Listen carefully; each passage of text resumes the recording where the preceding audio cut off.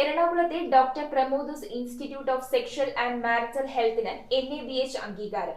ഇന്ത്യയിൽ ആദ്യമായാണ് ലൈംഗികാരോഗ്യ ചികിത്സയ്ക്കായി സ്ഥാപിച്ച ഒരു ആശുപത്രിക്ക് NABH ഫുൾ അക്രഡിറ്റേഷൻ ലഭിക്കുന്നത്. ഞാൻ doctor K Pramod, doctor Pramod's institute of sexual and marital health private ലിമിറ്റഡിൻ്റെ സിഇഒയും ക്ലിനിക്കൽ സൈക്കോളജിസ്റ്റും സെക്സ് തെറാപ്പിസ്റ്റുമാണ്. ഇത് doctor Mohan B Sam. Doctor ഞങ്ങളുടെ യൂറോളജി ആൻഡ്രോളജി വിഭാഗത്തിൻ്റെ ഹെഡ് ഓഫ് ദ ഡിപ്പാർട്ട്മെൻറ്റും അതുപോലെ ഹോസ്പിറ്റലിൻ്റെ മെഡിക്കൽ സൂപ്രണ്ടുമാണ്. സാറ് ആലപ്പുഴ കോട്ടയം മെഡിക്കൽ കോളേജിലെ യൂറോളജി വിഭാഗത്തിൻ്റെ HOD ആയിരുന്നു. ഇത് mister Liran Philip. Is basically a nurse. Is an operation theatre ഇൻചാർജും അതുപോലെ NABHൻ്റെ സ്റ്റാഫ് കോർഡിനേറ്ററുമാണ്. ഇത് മിസ്റ്റർ സുൽഫിക്കർ, ഞങ്ങളുടെ പബ്ലിക് റിലേഷൻസ് ഓഫീസറാണ്. ഞാൻ മുൻപ് കോഴിക്കോട് മെഡിക്കൽ കോളേജിലായിരുന്നു. അതിനുശേഷം ആ ജോലി റിസൈൻ ചെയ്തിട്ട് 2006 doctor Pramod's institute of sexual and marital health എന്ന് പറയുന്ന ഒരു സ്ഥാപനം ആരംഭിച്ചത്. ഈ സ്ഥാപനം പ്രധാനമായിട്ട് സെക്ഷൽ മെഡിസിനാണ് ഫോക്കസ് ചെയ്യുന്നത്. വിവിധ സെക്ഷൽ പ്രോബ്ലത്തിൻ്റെ ചികിത്സ, സെക്ഷൽ മെഡിസിനും യൂറോളജിയുമാണ് ഞങ്ങളുടെ പ്രധാന ഫോക്കസ്. Urology, andrology. ഇതൊരു 20 ബെഡുള്ള ഓപ്പറേഷൻ തിയേറ്റർ സൗകര്യങ്ങൾ, ICU തുടങ്ങിയ ഇൻപേഷ്യൻ്റ് ഫെസിലിറ്റീസ് എല്ലാം ഉള്ള ഒരു ഹോസ്പിറ്റലാണ്. 2021 ജൂലൈയിലാണ് NABHൻ്റെ എൻട്രി ലെവൽ അക്രഡിറ്റേഷൻ ഞങ്ങൾക്ക് ലഭിക്കുന്നത്. അത് അങ്ങനെ തുടർന്നു പോരുകയായിരുന്നു. ഇപ്പോൾ 2025 ആയപ്പോഴേക്കും ഫുൾ അക്രഡിറ്റേഷൻ ലഭിക്കുകയുണ്ടായി. NABH എന്ന് പറയുന്നത് ക്വാളിറ്റി കൗൺസിൽ ഓഫ് ഇന്ത്യയുടെ കീഴിലുള്ള ഒരാമാണ്. ഇന്ത്യയിലെ ഹോസ്പിറ്റലുകളും മറ്റ് ആരോഗ്യ പ്രവർത്തന സ്ഥാപനങ്ങളുടെയും ക്വാളിറ്റി അഷ്വർ ചെയ്യുന്നതിന് വേണ്ടി ഗവൺമെൻറ് ഓഫ് ഇന്ത്യയുടെ കീഴിലുള്ള ഒരു ഇൻഡിപെൻഡൻ്റ് ഓർഗനൈസേഷനാണ്. അത് ക്വാളിറ്റി കൗൺസിൽ ഓഫ് ഇന്ത്യയുടെ കീഴിൽ പ്രവർത്തിക്കുന്നതാണ്.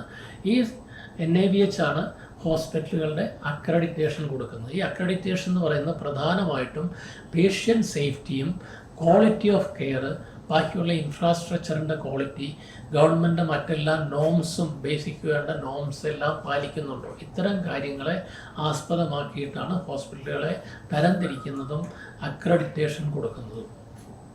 അപ്പോൾ അങ്ങനെ ഈ 2025 അക്രഡിറ്റേഷൻ കിട്ടി. ഇന്ത്യയിൽ ആദ്യമായിട്ടാണ് സെക്ഷൽ ഹെൽത്തിൽ ഫോക്കസ് ചെയ്യുന്ന ഒരു ഹോസ്പിറ്റലിന് ഇങ്ങനെ ഒരു അംഗീകാരം കിട്ടുന്നത്.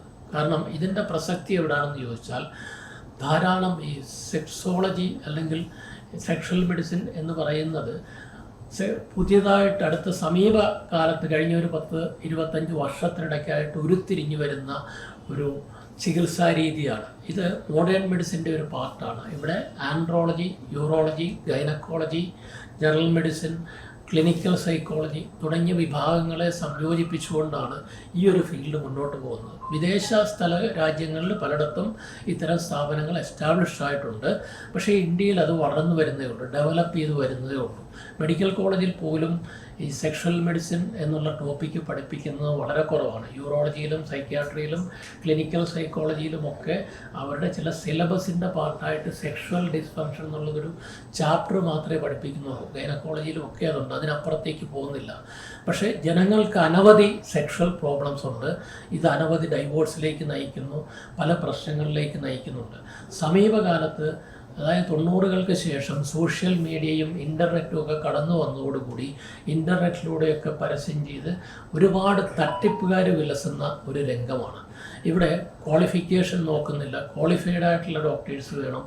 ഒരു ക്വാളിറ്റിയുള്ള ഗുണനിലവാരം പുലർത്തുന്ന ഗവൺമെൻറ്റിൻ്റെ നോംസ് പാലിക്കുന്ന സ്ഥാപനങ്ങൾ ഈ ഒരു ഏരിയയിൽ വളരെ കുറവാണ്. അതുകൊണ്ട് തന്നെയാണ് തട്ടിപ്പുകാർ ഈ കാര്യങ്ങളിൽ വളരെയധികം വിലസുന്നത്.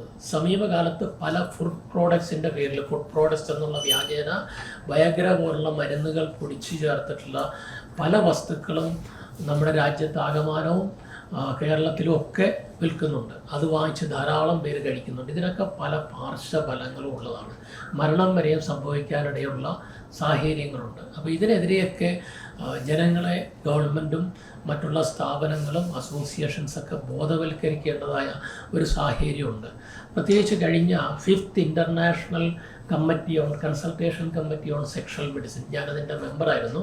എത്തിക്കൽ കൺസിഡറേഷൻസ് ഫോർ ട്രീറ്റ്മെൻറ്റ്, അതിനുള്ള രൂപകൽപ്പന നടത്തിയിട്ടുണ്ട്. അതിൻ്റെ ചില ഭാഗങ്ങൾ, അതിനുള്ള നിർദ്ദേശങ്ങൾ ഈ കൂട്ടത്തിൽ വരുന്നുണ്ട്. ഇത്തരം ഫുഡ് പ്രോഡക്ട്സും വ്യാജ ചികിത്സയ്ക്കെതിരെ ജനങ്ങളെ ബോധവൽക്കരിക്കുക എന്നുള്ളത് പ്രധാനപ്പെട്ടൊരു കാര്യമായിട്ടാണ് പറയുന്നത്. അതുപോലെ സെക്ഷൽ മെഡിസിൻ ട്രീറ്റ്മെൻറ്റിന് ക്വാളിഫൈഡ് ആയിട്ടുള്ള ഡോക്ടേഴ്സിനെയാണ് സമീപിക്കുന്നത്. അതല്ലാതെ ഒരു ബിരുദമില്ലാതെ വ്യാജന്മാർ ഈ മേഖലയിൽ ധാരാളമായിട്ട് വിലസുന്നുണ്ട്. അത്തരം കാര്യങ്ങൾക്കെതിരെ ജനങ്ങളെ ജാഗരൂകരാക്കേണ്ടതുണ്ട്. ആ ഒരു സാഹചര്യത്തിലാണ് ഡോക്ടർ പ്രമോദ് ഇൻസ്റ്റിറ്റ്യൂട്ടിന് NABH അക്രഡിറ്റേഷൻ കിട്ടി എന്നുള്ളത് സൂചിപ്പിക്കുന്നത്. ഞങ്ങൾ പേഷ്യൻ്റ് സേഫ്റ്റിയിൽ ഏറ്റവും അധികം ശ്രദ്ധിക്കുന്നു, ക്വാളിറ്റി ഓഫ് കെയറിൽ ഏറ്റവും അധികം ശ്രദ്ധിക്കുന്നു. അപ്പോൾ ഏറ്റവും സയൻറ്റിഫിക് ആയിട്ടുള്ള എവിഡൻസ് ബേസ്ഡ് ആയിട്ടുള്ള ചികിത്സ മാത്രമാണ് ഇവിടെ നടത്തുന്നത്. ഇത്രയാണ് എനിക്ക് ബേസിക്കായിട്ട് പറയാനുള്ളത്. സെക്ഷൽ മെഡിസിൻ ഇപ്പം ഈ ആധുനിക കാലത്ത് വളരെ പ്രാധാന്യമായിട്ട് ആൾക്കാർ ശ്രദ്ധിക്കുന്ന ഒരു കാര്യമാണ്. സെക്ഷൽ മെഡിസിൻ എന്ന് പറഞ്ഞാൽ നേരത്തെ ഉള്ളതിനേക്കാളിലും ഇപ്പം നമ്മുടെ പുതിയ ഇൻവെസ്റ്റിഗേഷൻസ് മൊഡാലിറ്റീസ് ഒക്കെ വളരെ കൂടുതലായിട്ടുണ്ട്. അതുകൊണ്ട് എക്സാക്റ്റായിട്ട് പണ്ട് ഞങ്ങളൊക്കെ പഠിക്കുമ്പോൾ 75 ആ സമയങ്ങളിലൊക്കെ എന്ന് പറഞ്ഞാൽ എന്തെങ്കിലും ഇറക്ഷൻ പ്രോബ്ലം ഉണ്ടെങ്കിൽ 2 കാരണമേ ഉള്ളൂ. ഒന്നിൽ സൈക്കോളജി പ്രോബ്ലം, അല്ലെങ്കിൽ വേറെ എന്തെങ്കിലും തകരാറ്, അത്രയും മാത്രം പറഞ്ഞ് അവിടെ നിർത്തുകയുള്ളായിരുന്നു. ഇപ്പോൾ പക്ഷേ നമ്മുടെ ഈ ഇൻവെസ്റ്റിഗേഷൻ മൊഡാലിറ്റീസ് ഒക്കെ വന്നതിന് ശേഷം നമുക്ക് പിൻ പോയിന്റ് ചെയ്യാൻ പറ്റും ഏതാണ് ഇതിൻ്റെ കാരണമെന്ന്. അത് ഇൻവെസ്റ്റിഗേറ്റ് ചെയ്ത് കണ്ടുപിടിച്ച് കഴിഞ്ഞാൽ അതിൻ്റെ ട്രീറ്റ്മെൻറ്റ് വളരെ ഫലപ്രദമാണ്. അല്ലെങ്കിൽ നമ്മൾ ജനറലായിട്ട് സാധാരണ ഒരു മരുന്ന് എന്തെങ്കിലും കൊടുക്കും, അത് കഴിക്കുമ്പോൾ ചിലപ്പോൾ ഒരു ഇമ്പ്രൂവ്മെൻറ്റ് വരും, പക്ഷെ ഒരു ശാശ്വത പരിഹാരം കിട്ടാറില്ല. ഇപ്പോഴേ ഈ ഒരു ഫീൽഡ് ഡെവലപ്പ് ചെയ്ത് വന്നതോടുകൂടി ഇത് ഇപ്പോൾ ഏകദേശം നമുക്ക് കംപ്ലീറ്റ് ട്രീറ്റ് ചെയ്യാൻ പറ്റുന്ന ഒരു അസുഖമായിട്ട് മാറി. അതാണ് ഇപ്പോൾ ഞങ്ങൾക്ക് പ്രത്യേകിച്ച് ഹൈലൈറ്റ് ചെയ്യാനുള്ളൊരു കാരണം.